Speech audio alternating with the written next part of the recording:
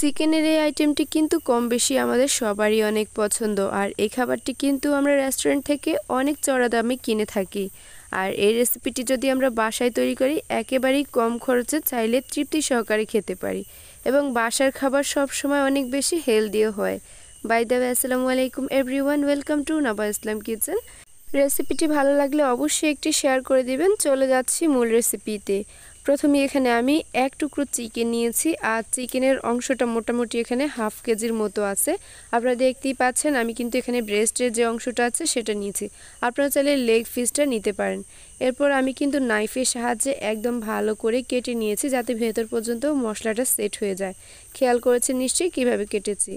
এখন এটা ম্যারিনেট করে নিব। এজন্য একটা মিক্সিং বাটি নিয়েছি আর এটা আমি প্রথম দুটি লেয়ার করে ম্যারিনেট করব। এর জন্য এখানে আমি একটা স্লাইস লেবুর রস নিয়েছি, মোটামুটি 2 চা চামচ পরিমাণ হবে। তো ভালো করে চিপে নিয়েছি। এরপর এখানে রসুনের পেস্ট নিয়েছি 1 চা চামচ, আদার পেস্ট নিয়ে নিচ্ছি 1 চা চামচ। আদাতে কিন্তু এক ধরনের এনজাইম থাকে যার ফলে কিন্তু এটা অনেক বেশি সফট করে তোলে। আদা এবং লেবুর রস কিন্তু মোস্ট ইম্পর্ট্যান্ট। তো আমি সব কিছু মিক্স করে এটা আমি 10 মিনিটের জন্য রেস্টে রেখে দিচ্ছি। তো এই দিকে কিন্তু আমি একটা স্পেশাল মশলা তৈরি করে নিচ্ছি। আবারও একটা মিক্সিং বাটি নিয়েছি। এখানে আমি মোটামুটি 2 টেবিল চামচ পরিমাণ সরিষার তেল নিয়েছি। অবশ্যই কিন্তু এখানে সরিষার তেলটা ব্যবহার করার চেষ্টা করবেন। 1 টেবিল চামচ পরিমাণের মতো টক দই নিয়েছি, সেই সাথে রসুনের পেস্ট নিয়েছি 1 চা চামচ, আদার পেস্ট নিয়েছি 1 চা চামচ। আগেও কিন্তু এই দুটি ইনগ্রেডিয়েন্টস ব্যবহার করেছি, পরিমাণটা অবশ্যই দেখে শুনে দিবেন।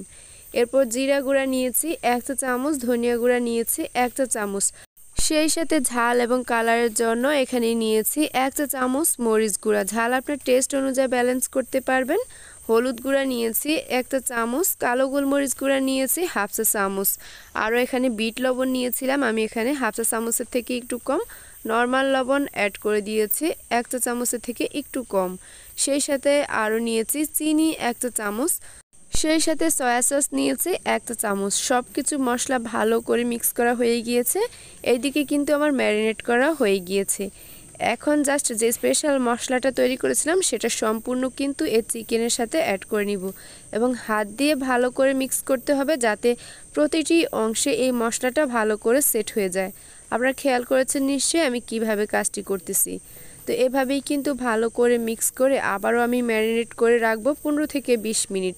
যত একটু বেশি সময় দিলে কিন্তু ভালো হয়।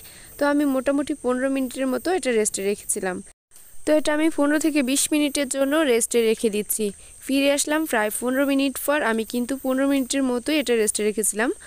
আর এরই মাঝে চিকেনটা অনেক বেশি সফট হয়ে গিয়েছে, মশলাটাও কিন্তু একেবারে পারফেক্টলিভাবে সেট হয়ে গিয়েছে।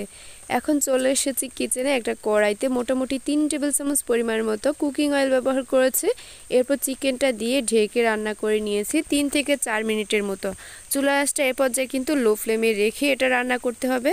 যদি মিডিয়াম কিংবা হাই ফ্লেম করেন তাহলে কিন্তু উপর থেকে একদম পুরোপুরি একটা কালার চলে আসবে, কিন্তু ভিতর থেকে পারফেক্টলিভাবে কুক হবে না। অবশ্যই এটি মোস্ট ইম্পর্ট্যান্ট।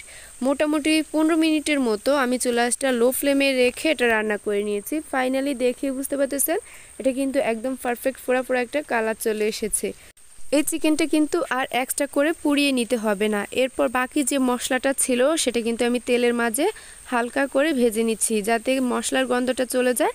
আর ফাইনালি দেখেই বুঝতে পারতেছেন এটা কিন্তু পারফেক্টলিভাবে কুক হয়ে গিয়েছে, একদম তেল থেকে মশলাটা আলাদা হয়ে গিয়েছে। এখন জাস্ট আমি এটা নামিয়ে পরিবেশন করব। গরম গরম এই চিকেন তন্দুরিটি কিন্তু অবশ্যই একবার বাসায় ট্রাই করে দেখতে পারেন। এটা কিন্তু একেবারে ঝামেলাহীনভাবে কম খরচে চাইলে তৈরি করতে পারেন।